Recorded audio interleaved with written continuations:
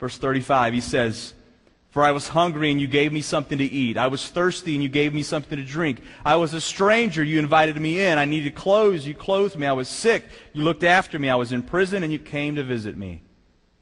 And the righteous look at Jesus, and they say, "Lord, when did we see you like that?" And in verse 40, he says, "I tell you the truth. Whatever you did for one of the least of these brothers of mine, you did for me."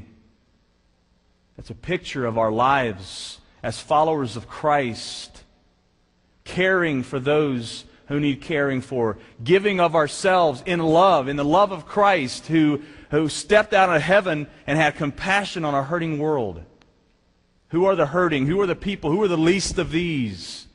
They're all around. People in our lives, or people in our neighborhoods, the people who are down and out of society, the outcasts, the people who are lost, people who are in need. And we're called to care for them and have compassion and have love on them. I met a guy named Matt a couple of weeks ago. Matt lives in the Katy area. It's west of Houston. If you go I-10 towards California, you go through Katy. Well, Katy is a pretty middle-class, middle-upper-class type of community. There's some older parts to it, but when a friend of mine said, "Hey, I want you to come with me to meet this guy, Matt. He works out in that area, and he's got this pretty cool ministry that he started. It's a homelessness ministry." And I said, "In Katy? Really?" He said, "Yeah, believe it or not, there are some homeless people in Katy." So we got in the car. It was a late night. It was raining out. We ended up under a bridge of I-10 in Katy, just where the drainage ditch ran through. Places I had driven over many times. We parked the car, we got out, met this guy named Matt who works with a church that's in the area. And Matt has this burden on his heart to serve the homeless people.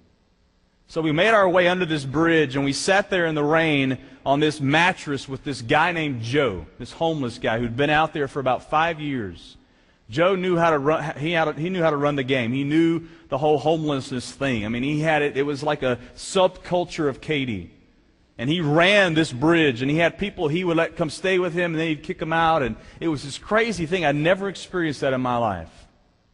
As I sat there and listened to Joe's story, who's mentally ill, he's got a drug and alcohol addiction, and then I saw Matt, this simple guy who had a passion to go out and meet Joe and watch them interact. And I was impressed by not only Joe's story, but about Matt.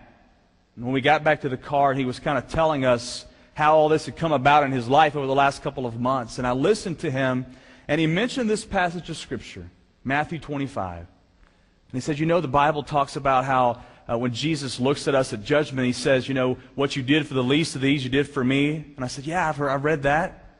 He said, "That's my call." And that's the verse that I keep looking at, because it reminds me that as I'm supposed to be caring for the least and the lost of this world, that I might be looking into the face of Jesus. And I don't want to avoid that. I don't want to turn my back on that opportunity. I don't want to look at Christ one day and stand before God and say, "You know what? When I gave you opportunities to serve me, you didn't. You turned your back."